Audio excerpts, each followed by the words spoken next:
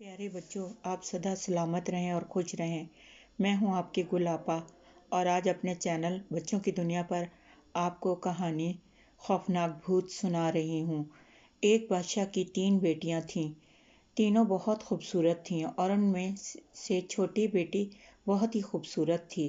بادشاہ اپنی بڑی 2 بیٹیوں سے بہت پیار کرتا تھا، لیکن چھوٹی بیٹی سے بالکل محبت نہیں تھی۔ اس کی وجہ یہ تھی کہ اس کی پیدائش کے وقت ملکہ کی وفات ہو گئی تھی۔ اس لیے بادشاہ چھوٹی بیٹی سے بہت نفرت کرتا تھا، ہر بات میں اسے پیچھے رکھتا اور ہر وقت بڑی بیٹیوں کی اچھائی اور چھوٹی بیٹی کی برائی کرتا رہتا۔ ایک دن بادشاہ جنگل میں شکار کھیلنے کے لیے جا رہا تھا کہ اس نے اپنی بیٹیوں کو اپنے پاس بلایا اور ان سے کہنے لگا، میں شکار پر جا رہا ہوں، تم لوگ بتاؤ کہ تمہارے لیے کیا شکار کر کے لاؤں۔ سب سے پہلے اس نے بڑی بیٹی سے پوچھا تو بڑی بیٹی کہنے لگی، ابا جان، میرے لیے آپ ہرن کا شکار کر کے لائیں، مجھے ہرن کا گوشت بہت پسند ہے۔ درمیانی بیٹی سے پوچھا تو وہ کہنے لگی کہ جنگل میں ایک باغ ہے اور اس میں ایک بہت خوبصورت اور انوکھا پھول ہے، آپ میرے لیے وہ توڑ کر لے آئیے گا۔ اور چھوٹی بیٹی سے تو کسی چیز کا نہ پوچھا اور نہ اس نے کوئی فرمائش کی، بلکہ اداس نظروں سے اپنے ابا جان کو دیکھتی رہی۔ بادشاہ محل سے رخصت ہو کر اپنے ساتھیوں کے ساتھ شکار پر چل دیا۔ جنگل میں اپنی پسند کا شکار کرنے کے بعد بادشاہ کو وہ باغ نظر آیا جس میں وہ خوبصورت پھول لگا ہوا تھا۔ بادشاہ نے اپنے ساتھیوں سے کہا کہ تم باغ کے باہر ٹھہرو اور میں باغ میں سے پھول توڑ لاؤں۔ جب بادشاہ باغ میں داخل ہوا اور پھول توڑنے ہی والا تھا کہ پیچھے سے بادشاہ کی گردن ایک خوفناک بھوت نے پکڑ لی اور کہنے لگا، تمہاری جرأت کیسے ہوئی اس باغ میں آنے کی؟ یہاں جو بھی آتا ہے وہ زندہ نہیں جاتا، میں اسے مار کر کھا جاتا ہوں اور اب میں تمہیں بھی مار کر کھا جاؤں گا۔ بادشاہ تھر تھر کانپنے لگا اور بھوت سے کہنے لگا، مجھے چھوڑ دو، میری 3 بیٹیاں ہیں اور ان کی ماں بھی نہیں ہے، وہ میرے بغیر اکیلی رہ جائیں گی، اور رونے لگا۔ بھوت نے جب یہ سنا تو کہنے لگا، ایک شرط پر تمہیں چھوڑوں گا، اگر تم وہ پوری کر دو۔ تو بادشاہ کہنے لگا، تمہاری شرط کیا ہے؟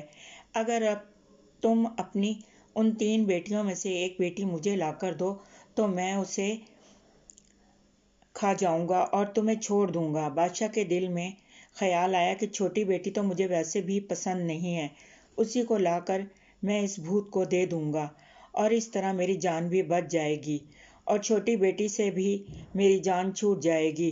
بادشاہ نے بھوت کی یہ شرط منظور کر لی اور باغ سے پھول لے کر اپنے ساتھیوں کے ساتھ محل میں واپس آ گیا اور تینوں بیٹیوں کو اپنے پاس بلایا۔ بڑی بیٹی کو ہرن کا تحفہ دیا اور درمیانی بیٹی کو پھول دیا اور چھوٹی بیٹی کو سرخاب پرندہ تحفے میں دیا۔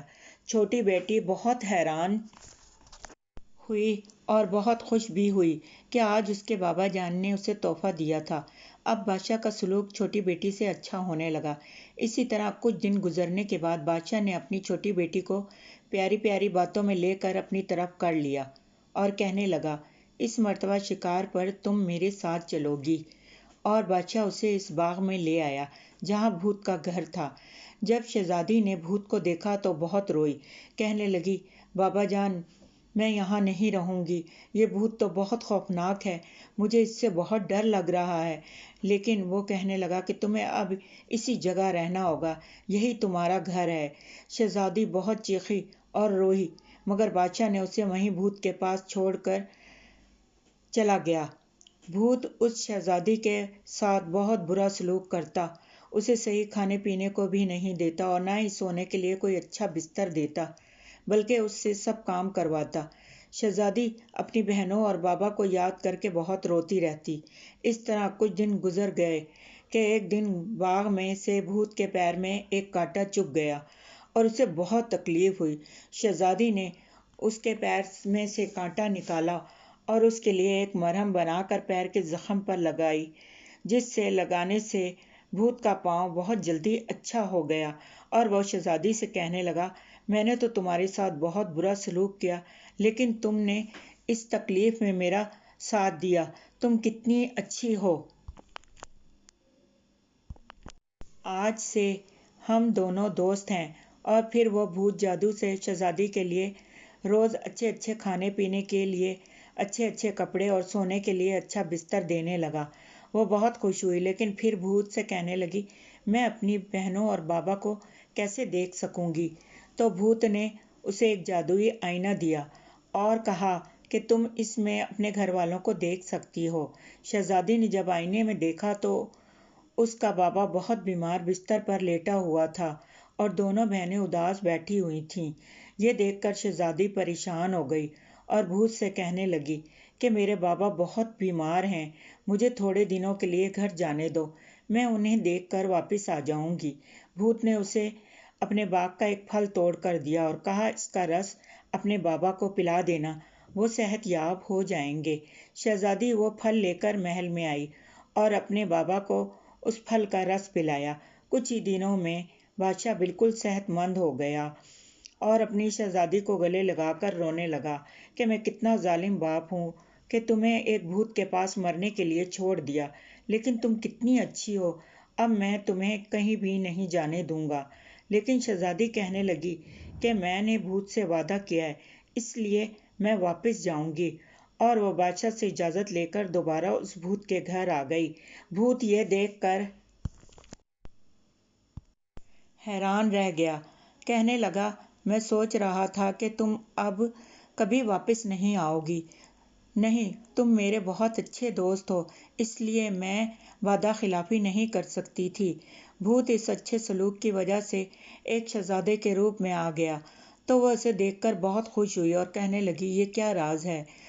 تم تو بھوت تھے، مجھے ایک جادوگر نے بھوت بنا دیا تھا، اسی لیے بھوت بننے کی وجہ سے میں انسانوں پر بہت ظلم کرتا اور انہیں مار کر کھا جاتا تھا۔ اس جادوگر نے کہا تھا کہ جب کوئی تم سے اچھا سلوک کرے گا تو تم اپنی اصلی حالت پر آ جاؤ گے۔ وہ دونوں بہت خوش ہوئے اور پھر شہزادی کے محل میں آئے اور بادشاہ کو اپنا سارا حال سنایا۔ بادشاہ اور اس کی بہنیں شہزادی سے مل کر بہت خوش ہوئے۔ کچھ دنوں بعد شہزادے نے بادشاہ سے اجازت لی اور شہزادی سے شادی کر کے اسے اپنے ملک میں لے گیا اور دونوں ہنسی خوشی رہنے لگے۔ پیارے بچوں، آپ کو میری یہ کہانی کیسی لگی؟ مجھے اپنے کمنٹ میں بتائیں اور میرے چینل کو لائک اور سبسکرائب کریں۔ شکریہ۔ پیارے بچوں، آپ سدا سلامت رہیں اور خوش رہیں۔